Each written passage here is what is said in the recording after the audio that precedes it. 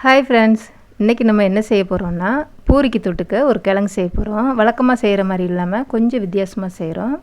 கடையில் 2 ஸ்பூன் அளவுக்கு எண்ணெய் ஊற்றிருக்கிறேன். அதில் கொஞ்சம் கடுகு சேர்த்துக்கலாம், கொஞ்சமாக சீரகம் சேர்த்துக்கிடுவோம். அது கூடவே ஒரு வெங்காயம் கட் பண்ணி போட்டு, பெரிய வெங்காயம், இதை நல்லா வதக்கி இட்டுட்டு இது கூட ஒரு 2 தக்காளி கட் பண்ணி வச்சுருக்கிறேன், அதையும் சேர்த்துக்கலாம்.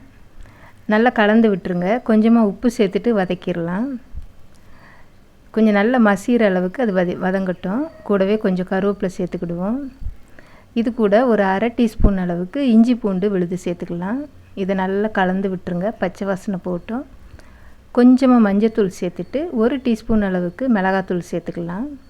இதையும் கலந்து விட்டுட்டு இதில் அரை டம்ளர் அளவுக்கு தண்ணி சேர்த்து கொதிக்க விடுங்க. நல்ல கொதி வந்த பிறகு இதில் நம்ம வேக வச்சு வச்சுருக்கிற உருளைக்கிழங்கை மசிச்சு எடுத்துக்கலாம். இந்த உருளைக்கிழங்கை 1-2 மசிச்சுட்டு இது கூட சேர்த்துடலாம். இப்போ இது கூடவே இன்னும் ஒரு அரை கிளாஸ் தண்ணி சேர்த்து இது நல்லா கொதி விடுங்க. கொதி வந்த பிறகு நல்லா கொதிக்கட்டும். கொதி வந்த பிறகு இது கூட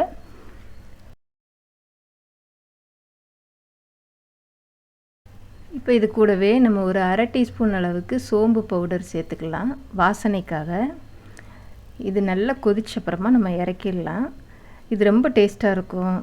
பூரிக்கு மட்டும் இல்லைங்க, சப்பாத்தி, இட்லி, தோசை எல்லாத்துக்குமே இந்த கிரேவி ரொம்ப டேஸ்ட்டாக இருக்கும். கண்டிப்பாக ட்ரை பண்ணுங்கள், லைக் பண்ணுங்கள், சப்ஸ்கிரைப் பண்ணுங்கள். தேங்க்யூ.